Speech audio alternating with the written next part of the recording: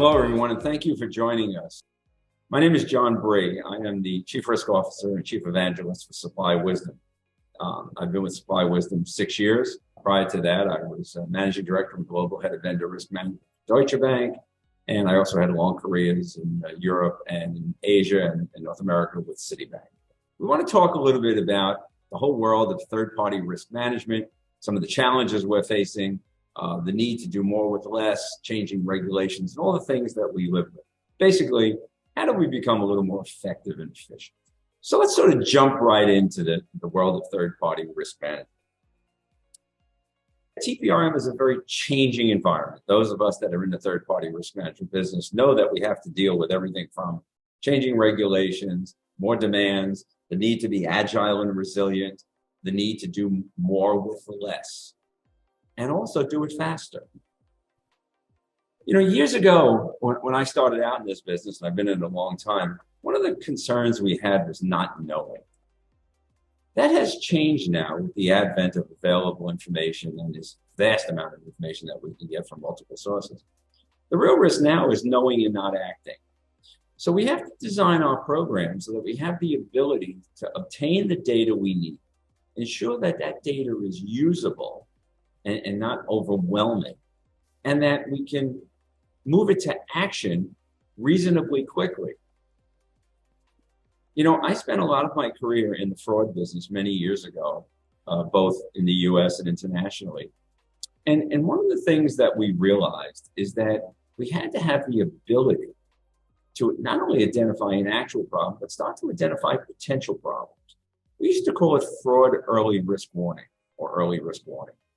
Well, you know, we could do a lot of the same things in the world of vendor management, both with our primary vendors as well as our fourth to nth party vendors.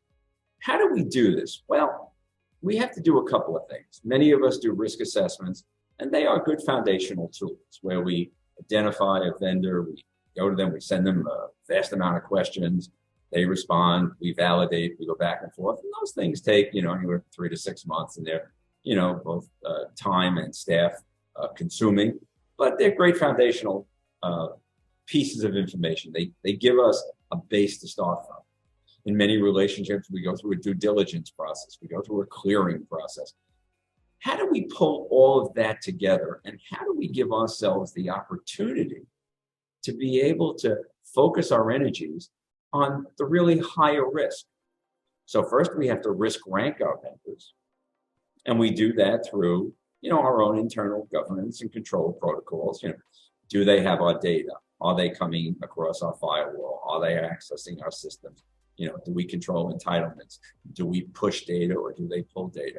So all of those things come in, and based on that, we can determine, you know, is this vendor a critical vendor that if something happens, we go out of business? Is it something we can manage? Is it going to be just a delay? Does it involve transactions? Does it involve customers? So all that comes into us building this, you know, tiering or this, you know, criticality rating. So once we've done that and we have an understanding of those vendors, now we have to think about how can we get a reasonably manageable profile of these vendors. Well, it's not just cyber. It's not just cybersecurity, and it's not just financial security or their financial position. It's, do they have compliance and legal issues? Are they having operational challenges? Are they having staffing challenges, senior management challenges? What's their ESG profile? Are they environmentally appropriate, or are they attempting to? Do they have appropriate social programs? Are they a diverse group? What are they doing on the governance areas? What about their vendors, which become our fourth and fifth parties? What about the location where they are providing that service from? All of that gives us a really good risk profile of a vendor partner, a service provider. So as we take that data, and one of the things we do with Supply Wisdom, because that data can be overwhelming, we take all that data, we pull it together, and we get rid of all the noise. And what we do is we allow you then to have a true risk ranking profile of that vendor.